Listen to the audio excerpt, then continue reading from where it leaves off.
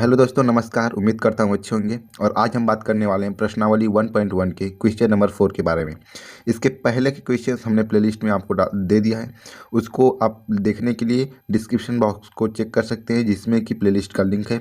वहाँ से आप इसके पहले के क्वेश्चंस देख सकते हैं। और आज हम बात करेंगे कि क्वेश्चन नंबर 4, क्योंकि ये बहुत ही ज़्यादा इंपॉर्टेंट क्वेश्चन है और ये थोड़ा लंबा क्वेश्चन है, लेंथी क्वेश्चन है, बड़ा क्वेश्चन है। और इसको हम बिल्कुल आसानी से और सिंपल तरीके से हम इसको सॉल्व करेंगे। और आज के आज इसको आपको अच्छे तरीके से समझ लेना है। और अगर ना समझ आए तो फिर आपको कमेंट करना है, और कमेंट करने के बाद फिर इसको आप अभी देखिए। अगर ना समझ में आए तो फिर दोबारा आपको इसको देखना है। तो चलिए बिना देर के वीडियो को शुरू करते हैं। और अगर आप चैनल पर नए हो तो सब्सक्राइब कर लेना और वीडियो को लाइक कर देना अगर वीडियो पसंद आए तो। प्रश्न लिखा है कि यूक्लिड विभाजन प्रमेयिका का प्रयोग करके दर्शाइए कि किसी धनात्मक पूर्णांक का वर्ग किसी पूर्णांक m के लिए 3m या 3m+1 के रूप का होता है। पहली बात तो इसमें लिखा हुआ है कि वर्ग।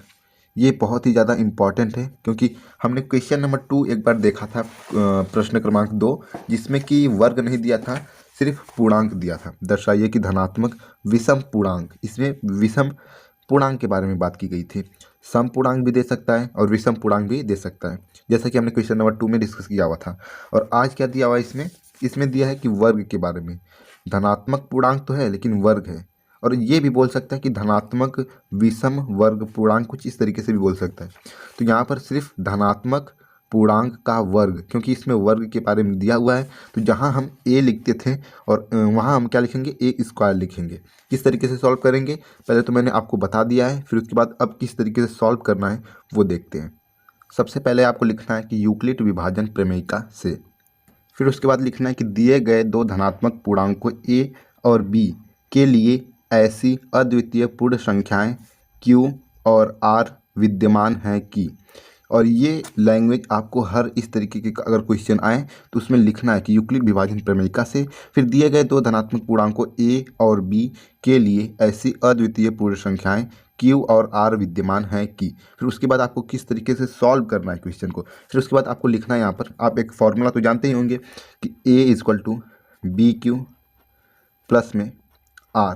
ये जो R है ये क्या है? शेषफल।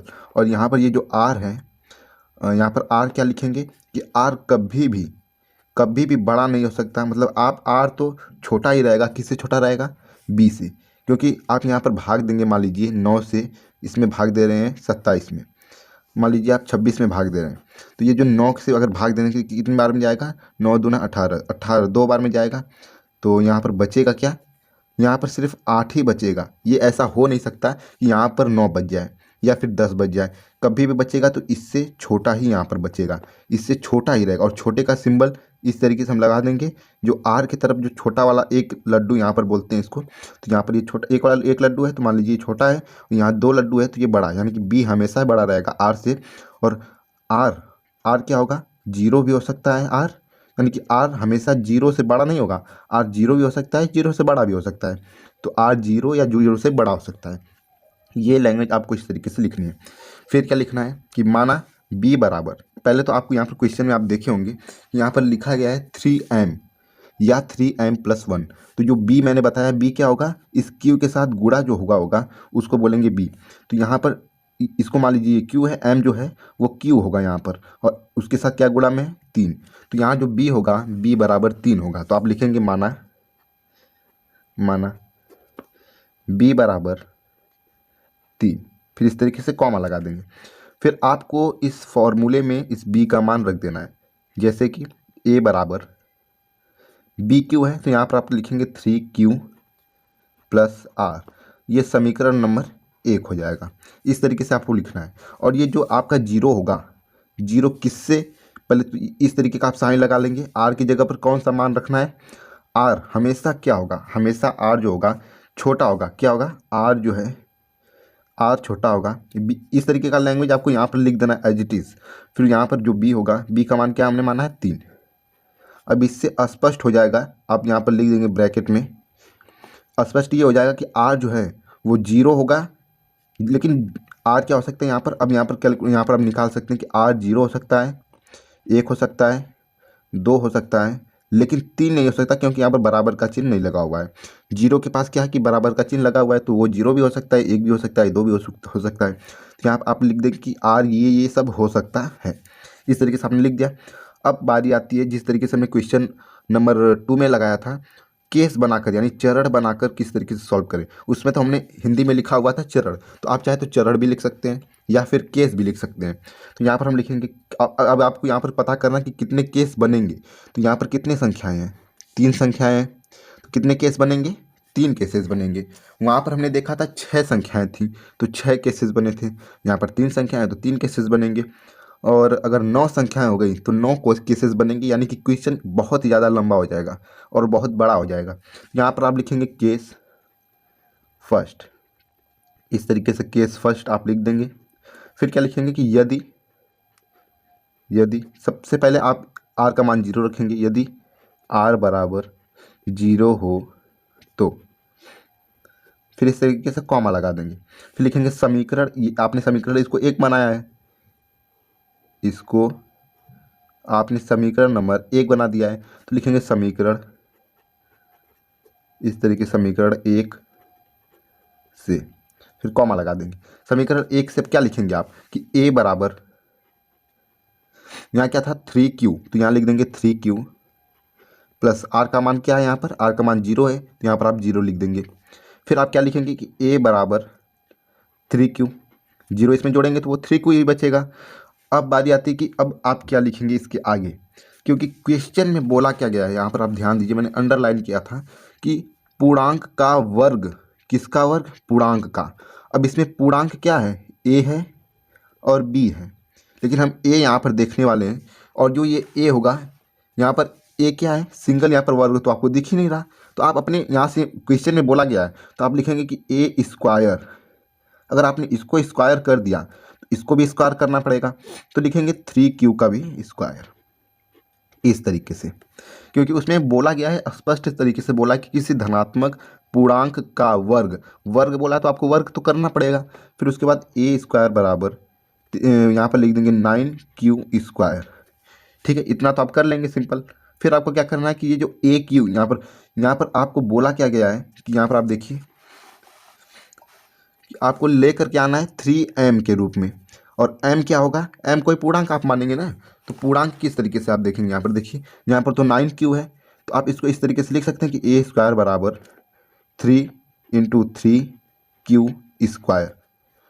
इसको आप 3 इंटू 3 तो लिख सकते हैं क्योंकि 9 है, तो 9 को आप क्या लिख सकते हैं, 9 को 9 लिखो, या फिर 3 इंटू 3 लिख सकते हैं, या फिर 9 इंटू 1 लिख सकते हैं। लेकिन हमको यहाँ पर 3 चाहिए ना, क्योंकि क्वेश्चन ने बोला है 3m लाने को, तो यहाँ पर हम 3 लिख देंगे। 3 तो मिल गया, अब m कैसे लाएं, तो m के लिए आपको ये जो पूरी चीज़ है इसको आप मान लेंगे m, इसको आप m मान लेंगे क्योंकि ये पूर्णांक है। अब किस तरीके से लिखेंगे, a स्क्वायर बराबर 3m। अब यहाँ ब्रैकेट में आप लिख देंगे कि 3q स्क्वायर, ये जो 3q स्क्वायर है इसको हमने मान लिया है m, इस तरीके से आपको लिख देना है।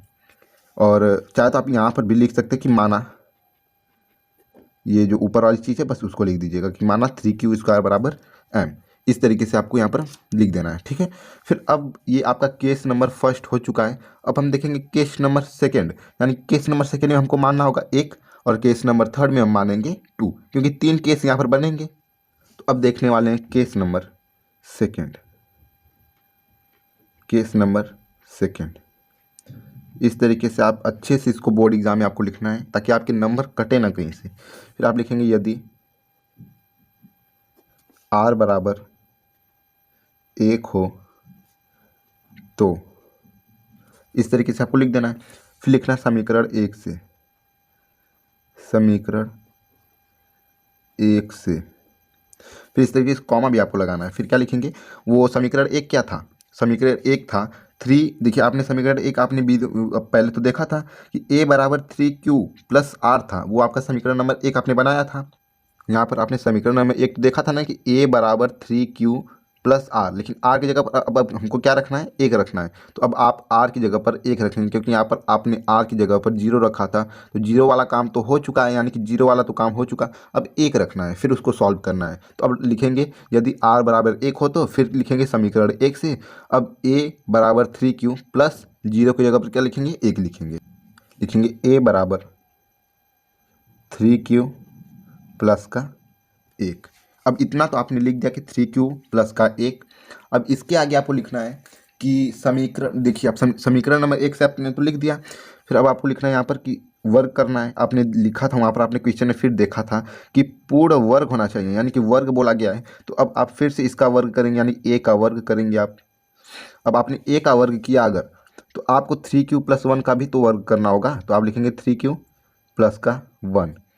अब इतना आपने लिख दिया, फिर लिखेंगे ए स्क्वायर बराबर, अब इसका सूत्र तो आप जानते होंगे, ए प्लस बी का होल स्क्वायर के सूत्र पर आप इसको लिखेंगे यानी कि 9q स्क्वायर प्लस का 6q प्लस का वन।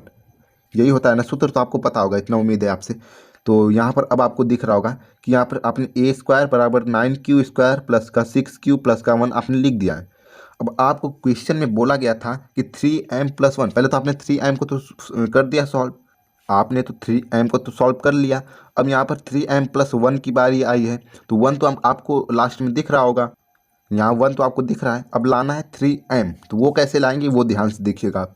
यहाँ पर लिखेंगे ए स्क्वायर बराबर, सबसे पहले तो आपको यहाँ पर दिख रहा होगा, इन दोनों का आप देखिए, इन दोनों में क्या कॉमन है, इन दोनों में क्यू को कॉमन आप मत लीजिएगा, क्योंकि वो पूर्णांक में चला जाएगा। आपने पिछले लैंग्वेज में देखा था कि क्यू और जो आर ये सब है क्या है, पूर्णांक है। तो यहाँ पर आप लिखेंगे, यहाँ पर 3 कॉमन हो जाएगा, क्यू को कॉमन आपको नहीं लेना है, 3 कॉमन हो जाएगा। तो क्या बचेगा, यहाँ बचेगा 3q स्क्वायर प्लस का 2q प्लस का वन।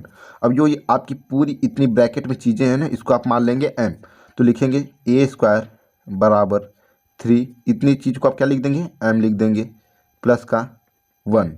अब यहाँ आपको लिख देना है कि माना, ब्रैकेट में आप यहाँ पर किनारे शो कर देंगे कि माना जो इतनी चीज़ें यानी कि 3q स्क्वायर प्लस का 2q बराबर में m। फिर इस तरीके से इसको ब्रैकेट में बंद कर देंगे, यानी कि इसका भी काम अब खत्म हो चुका है केस 2 का।